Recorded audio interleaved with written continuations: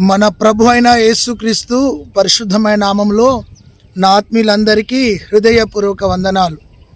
ఆత్మీయులారా, ప్రతిరోజు కొద్ది నిమిషాలు శక్తి కలిగిన దేవుని వాక్యాన్ని మీకు అందించడానికి ప్రభువు నాకు చూపిన ఆ కృపను బట్టి దేవునికి స్తోత్రం. నేటి మన దైవ సందేశం యెహోషువ అనుభవాలు. యెహోషువ ఆత్మీయ జీవితంలో ఎన్నో అద్భుతమైన అనుభవాల గుండా తన ప్రయాణం కొనసాగింది. ప్రయాణంలో ప్రమాదాలు ఉంటాయి, ప్రయాణంలో ఒడిదుడుకులు ఉంటాయి, ప్రయాణంలో మూలమలుపులు ఉంటాయి. నీ ఆత్మీయ ప్రయాణం నీవు అనుకున్నట్టుగా కొన్నిసార్లు ఉండదు. నీవు ఒక తీరు అనుకుంటే నీ ఆత్మీయ జీవితంలో మరొకటి జరగడం కొన్నిసార్లు అలా జరుగుతున్నప్పుడు నీ ఆత్మీయ జీవితంలో కృంగిపోవద్దు. దేవుడు తన అనంతమైన ప్రణాళికలో నీ జీవితాన్ని ముందుగానే నిర్ణయించి ఉన్నాడు. నీ గమ్యం ఆయనకు తెలుసు.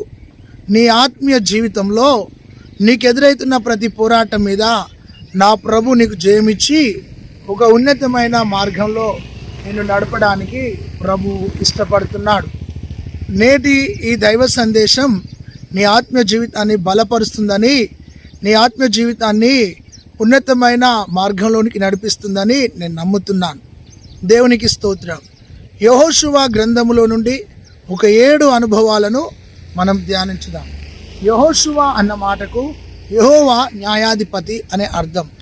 దేవుడు తన భక్తుల జీవితంలో ఎప్పటికైనా న్యాయమే చేసేవాడు. ఆయన అన్యాయస్తుడు కాదు, ఆయన న్యాయము కలిగిన వాడు. నీ పక్షంలో నిలబడి నీకు న్యాయం చేసేవాడు నా ప్రభు అయినాడు. దేవునికి స్తోత్రం కలుగునుగాక. అయితే ఈ యొక్క యెహోషువ గ్రంథంలో, యెహోషువ ఆత్మీయ ప్రయాణంలో 42 మంది రాజులను యెహోషువ జయించినాడు. యెహోషువ ఒక అద్భుతమైన నాయకునిగా, యెహోషువ ఒక ఆత్మ సంబంధి అయిన వ్యక్తిగా, యెహోషువ ప్రారంభము, యెహోషువ ముగింపు ఆత్మీయంగా ఉంటుంది. దేవునికి స్తోత్రం కలుగునుగాక. యెహోషువకు సరిసమానుడైన వ్యక్తి కాలేబు యెహోషువలు ఒకే సమయంలో మోషే దగ్గర శిష్యరికం చేసినారు. మోషే చేతి కింద ఉండి ఆత్మీయ విషయాలను నేర్చుకున్నారు. ఆత్మీయులారా, మోషే మృతి పొందిన తర్వాత యెహోషువను దేవుడు ఎన్నుకున్నాడు. దేవునికి స్తోత్రం కలుగునుగాక. అలా దేవుడు మోషే యొక్క స్థానంలో యెహోషువను నిలబెట్టినప్పుడు యెహోషువతో దేవుడు వాగ్దానం చేశాడు, నేను నీకు తోడై ఉన్నాను. Praise the Lord. ఆ గొప్ప వాగ్దానం, నిన్ను విడువను, నిన్ను ఎడబాయను, నిబ్బరం కలిగి ధైర్యంగా ఉండుమని యెహోషువతో దేవుడు వాగ్దానం చేస్తున్నాడు. ఆ న్యాయాధిపతి అయిన దేవుడు, నమ్మకమైన దేవుడు, సహాయకుడైన దేవుడు, యుద్ధశూరుడైన దేవుడు, నడిపించే దేవుడు, ఆ ప్రభువే యెహోషువతో సూటిగా మాట్లాడి, నువ్వు అధైర్యపడద్దు యెహోషువ, నేను మోషేకు తోడైనట్లు నీకు తోడై ఉంటాను. ఈ వాక్యం వింటున్నా చూస్తున్నా నా ఆత్మీయ సహోదరుడా సహోదరి, ఆయన మనకు తోడై ఉండే దేవుడు, ఇమ్మానుయేలైన దేవుడు. ఆయన ఎన్నడూ నిన్ను విడువడు, ఎన్నడూ నిన్ను ఎడబాయడు. అయితే ఆ ఎడబాయని దేవుడు, విడువని దేవుడు యెహోషువ మార్గములను సరళం చేస్తూ యెహోషువను కొన్ని అనుభవాల గుండా ప్రభు నడిపించినాడు. యెహోషువను నడిపించిన విధానం చాలా గొప్పగా ఉంది. దేవునికి స్తోత్రం కలుగునుగాక. ఈ యొక్క అనుభవాల గుండా యెహోషువ వెళుతున్నప్పుడు, ప్రయాణం గుండా వెళ్తున్నప్పుడు మొదటి అనుభవము యెహోషువ గ్రంథం 4వ అధ్యాయం 20వ వచనము, యెహోషువ గ్రంథం 5వ అధ్యాయము 9వ వచనములో గిల్గాలు అనే అనుభవము ఎదురైంది. గిల్గాలు, వారు యోర్దానును దాటిన తరువాత గిల్గాలు అనే అనుభవము ఎదురైంది. ఆత్మీయులారా, మొదటి మాటగా వారు గిల్గాలును, అక్కడ యోర్దానులోకి వెళ్ళి రాళ్లను తీసి ఆ గిల్గాలులో నిలబెట్టినారు. సాక్షార్థమైన రాళ్ళుగా విన్నాయి. ఆత్మీయులారా, మొదటి అనుభవం ఏమిటంటే గిల్గాలు అనే అనుభవము. గిల్గాలు అన్న మాటకు నీ నిందలు ఘనతగా మారుట, నీ అవమానము ఆనందముగా మారుట, నీ దుఃఖము సంతోషముగా మారుట, ఇక ఎన్నడూ నీ మీదికి నిందలు రావు అని దాని అర్థం. ఆత్మీయులారా, నీ ప్రయాణంలో, నీ ఆత్మీయ జీవితంలో నీవు ఈ గిల్గాలు అనే అనుభవంలో బ్రతకాలని ప్రభు చెప్తున్నాడు. నీ యొక్క మారా అనే అనుభవాన్ని మధురముగా మార్చే స్థలము, నీ కన్నీళ్లను నాట్యముగా మార్చే స్థలం ఇది. నీ దుఃఖాన్ని సంతోషముగా మార్చి ఇక ఎన్నడూ నీ మీదికి నిందలు రావు, నిందలు తొలిపోయినవి అని దేవుడు యెహోషువతో మాట్లాడినాడు. దేవునికి స్తోత్రం కలుగునుగాక. నీ ఆత్మీయ ప్రయాణంలో నిందలు, నీ ఆత్మీయ ప్రయాణంలో అవమానాలు, నీ ఆత్మీయ ప్రయాణంలో కొన్నిసార్లు కన్నీళ్ళు నీకు ఎదురు రావచ్చు. కానీ ఆత్మీయులారా, ప్రభువు నీ కన్నీటి బాష్ప బిందువులను తుడిచేవాడు. ప్రభువు నీ అవమానమును ఆనందముగా మార్చేవాడు.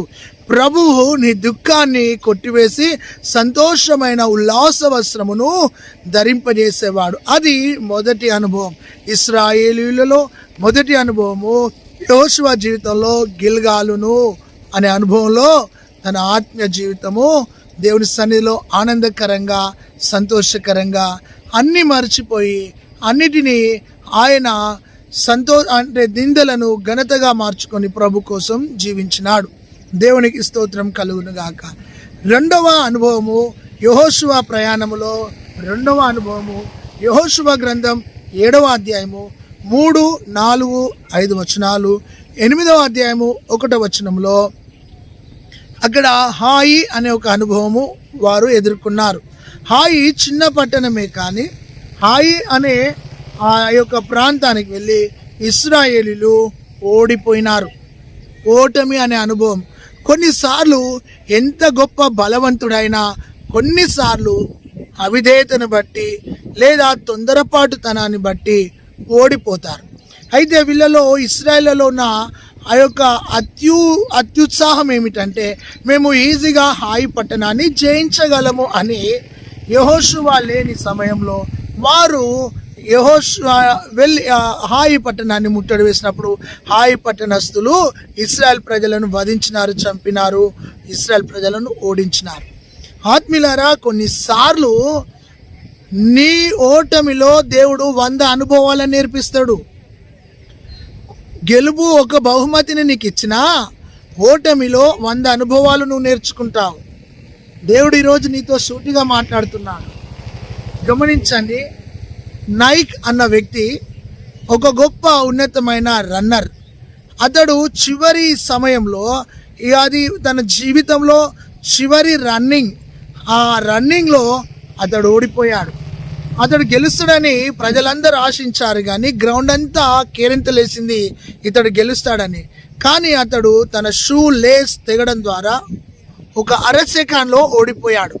అయితే ఓడిపోయిన వ్యక్తి చితికిపోలే, ఓడిపోయిన వ్యక్తి కృంగిపోలే, ఓడిపోయిన వ్యక్తి నిరాశపడలే. అతడు ఓటమిలో అనుభవాలను నేర్చుకున్నాడు. కొన్నిసార్లు నీ జీవితంలో ఓడిపోయినట్టున్నా ఆ ఓటమిలో కొన్ని అనుభవాలు దేవుడు నేర్పిస్తాడు. ఏ షూ లేస్ అయితే తెగిందో ఆయన అదే షూ ద్వారా నేను పేరు తెచ్చుకోవాలని చెప్పి అలాంటి షూను తయారు చేయడం, లేస్ను తయారు చేయడము, అతడు ఉన్నతంగా దీవించబడము.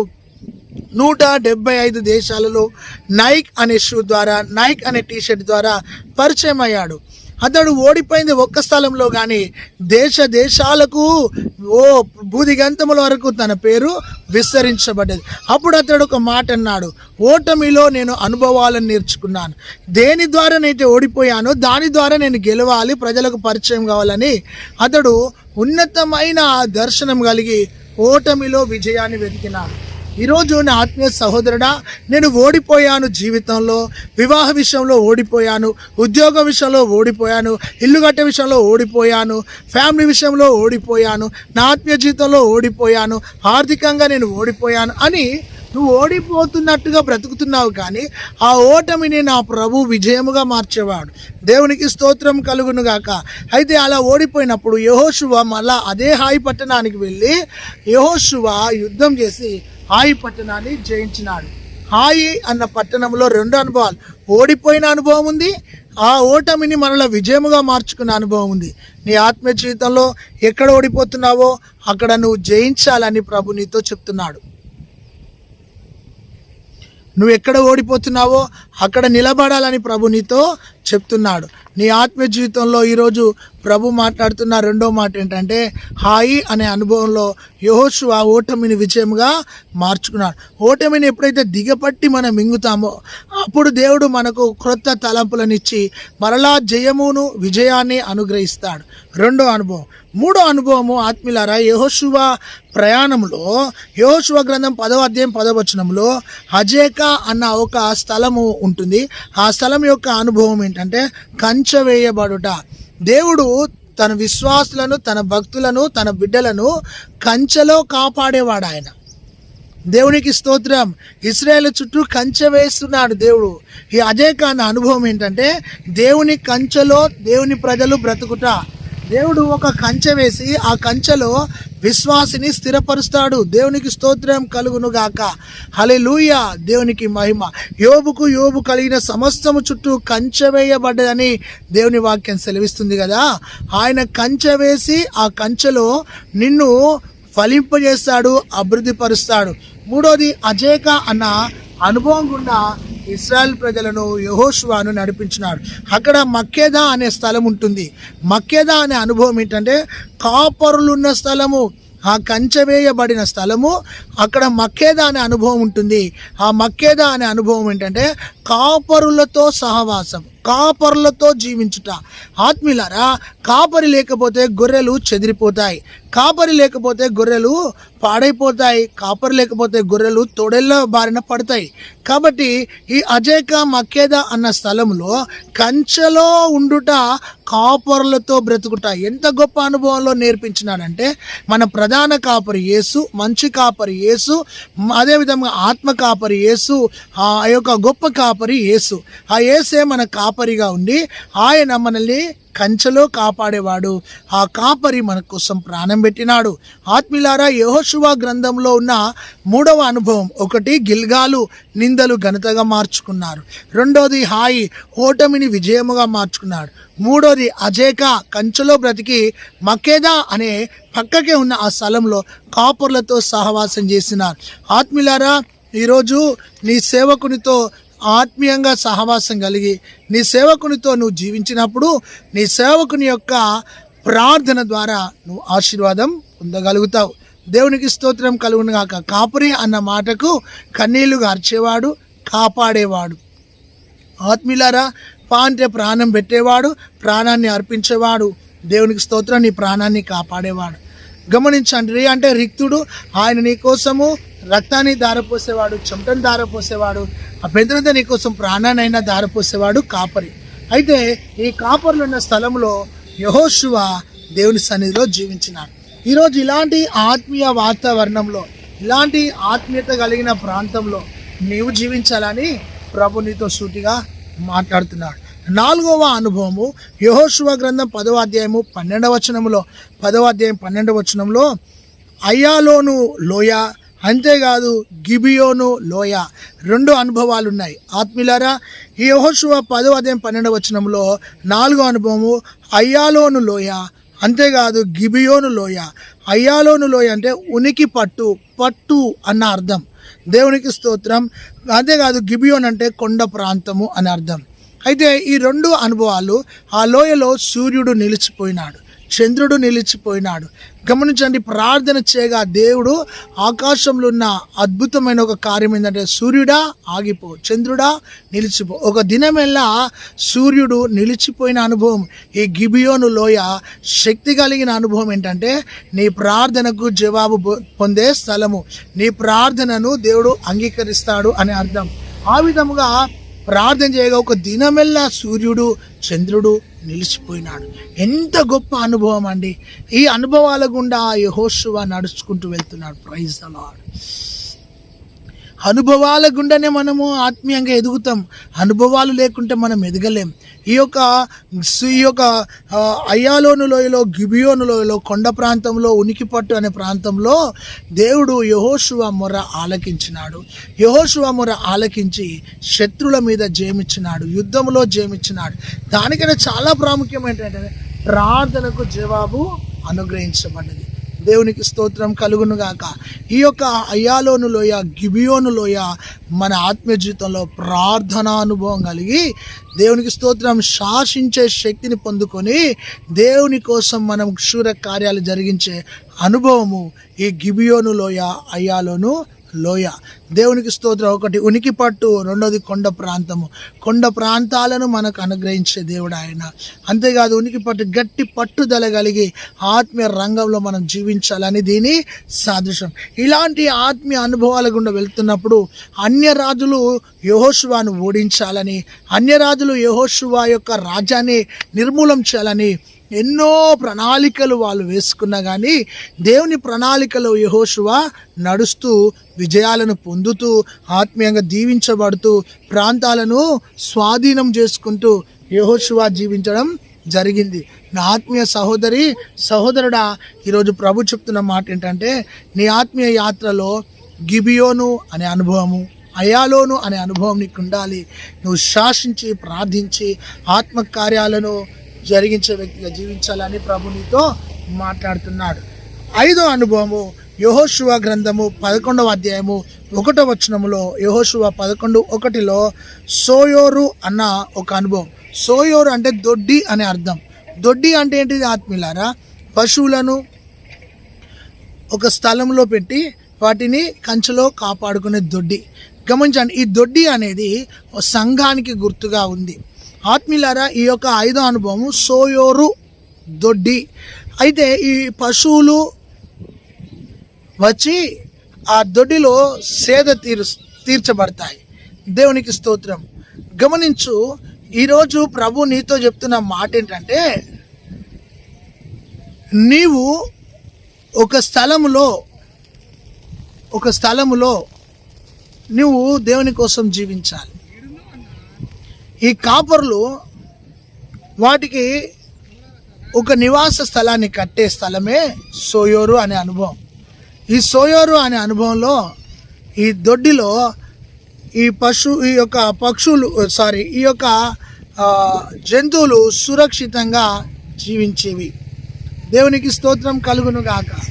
ప్రభు నీతో చెప్తున్న అద్భుతమైన మాట ఏంటంటే, నీవు సంఘం అనే దొడ్డిలో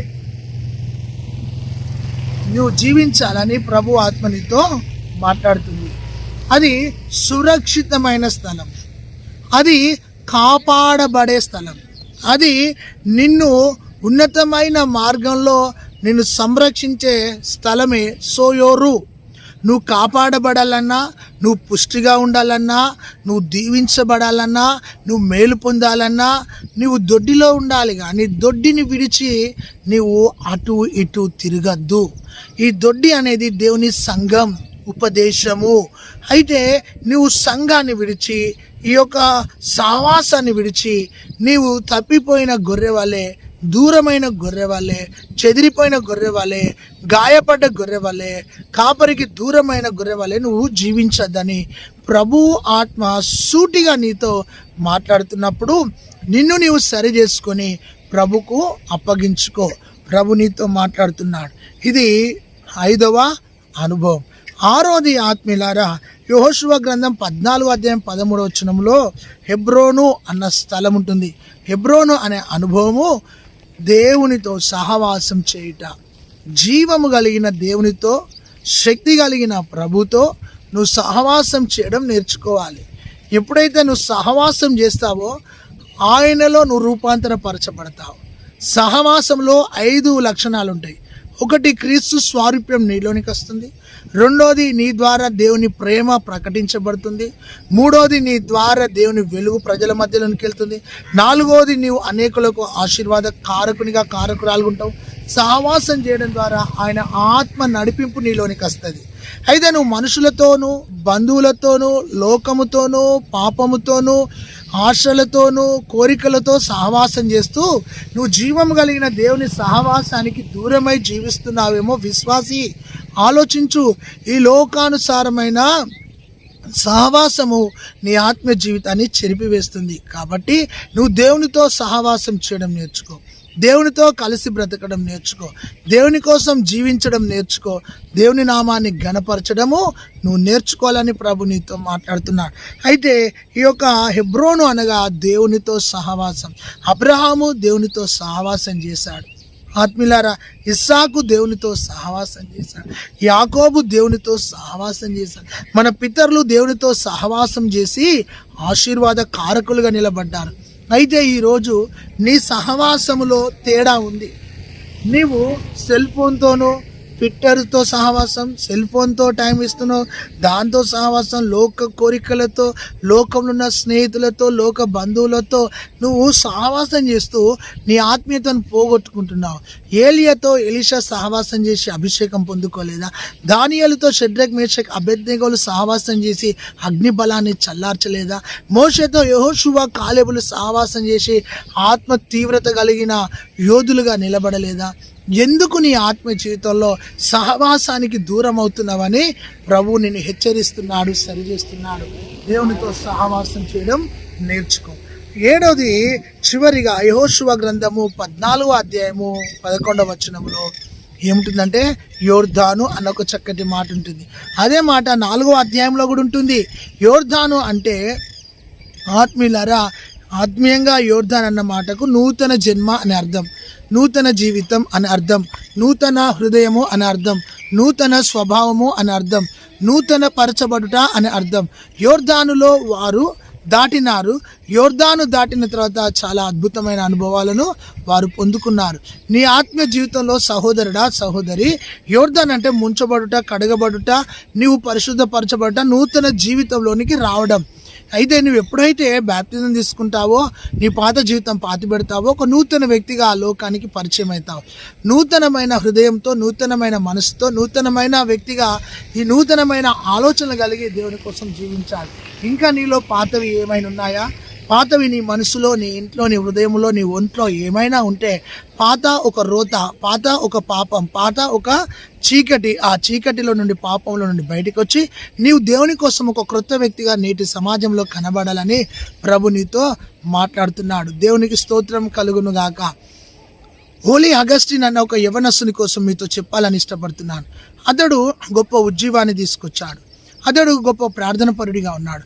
అతడు యవన కాలంలో ఉన్నప్పుడు పాపములోను, చీకటిలోను, అక్రమంలోను, అన్ని రంగాలలో పాడైపోయిన వ్యక్తిగా ఉన్నాడు అగస్టిన్. తల్లి ప్రార్థన ద్వారా అతడు పట్టబడి, అతడు మారు మనసు పొంది, అతడు హృదయాన్ని మార్చుకొని ఎక్కడైతే జూదమాడాడో, ఎక్కడైతే తాగినాడో, ఎక్కడైతే పాపంలో ఉన్నాడో, ఎక్కడైతే పాడైపోయాడో అదే స్థలానికి వెళ్ళి క్రీస్తును చూపించినాడు, క్రీస్తును ప్రకటించినాడు. అలాంటి సమయంలో చాలామంది అగస్టిను పాతవాడుగా చూశాడు, కానీ పాత అగస్టిన్ చనిపోయాడు. ఇప్పుడు మీతో మాట్లాడుతున్నది కొత్త అగస్టిన్. ఈ పాత అగస్టిన్ కాదు, క్రొత్త అగస్టిన్ మీతో ఉన్నాడు అని చెప్పినాడు. ఒకవేళ ఈ వాక్యం వింటున్న నీవు ఇంకా పాత జీవితంలో, రోత జీవితంలోనే ఉన్నావా? నీ మనసును మార్చుకో, హృదయాన్ని మార్చుకో. ఈరోజు నీ ఆలోచన విధానాన్ని మార్చుకో. నీ ఆత్మీయ జీవితంలో ఇంకెంతకాలం పాత జీవితంలో ఉంటావు? పాతది ఒక పాపం, పాతది ఒక రోత, పాతది ఒక చీకటి. వాటిలో నుండి బయటికి వచ్చి ఒక క్రొత్త వ్యక్తిగా నువ్వు సమాజానికి కనబడాలి. ఆ యొక్క అగస్టిన్ సమాజంలో ఒక మాట అన్నాడు, పాతవాణ్ణి కాదు, నేను క్రొత్తవాణ్ణి అన్నాడు. ఈ రోజున జక్కయ్య కోసం కూడా ఒక మాట చెప్పాలని ఇష్టపడుతున్నాను. ఆ యేసు ప్రభు తన ఇంటికి వెళ్ళగానే అతడి పాత జీవితము పాతి పెట్టబడ్డది, క్రొత్త వ్యక్తిగా మారిపోయాడు. 1కి 4 గంటలు వారి ఇళ్లలోకి పోయిస్తున్నాడు. లోకమంతా షాక్ అయిపోయింది. ఎరికోలో ఇంత గొప్ప మార్పు ఏంటి జక్కయ్యలో అంటే, యేసు ప్రభు తన ఇంటికి వచ్చాడు. హల్లెలూయా. ఒక పాపి జీవితంలోనికి యేసు ప్రభు వచ్చినప్పుడు ఆ పాపి, పాపాత్మురాలు మారు మనసు పొంది దేవుని కోసం నిలబడే. సమరయ జీవితంలో, సమరయ యొక్క స్త్రీ హృదయంలోనికి యేసు ప్రభు వచ్చినప్పుడు ఆమె కూడా దీవించబడ్డది, ఆమె కూడా మారు మనసు పొందుకున్నది. ఆత్మీయులారా, ఈ రోజున ప్రభు చెప్తున్నాడు, నువ్వు ఇంకా పాత జీవితంలోనే జీవించడానికి ఇష్టపడుతున్నావా? పాత హృదయంతోనే, పాత మనసుతోనే ఉండాలనుకుంటున్నావా? ఈ పాత దాన్ని పాతి పెడదాం. యోర్దాను అంటే క్రొత్త జీవితం. యోర్దాన్ అంటే క్రొత్త జీవితం.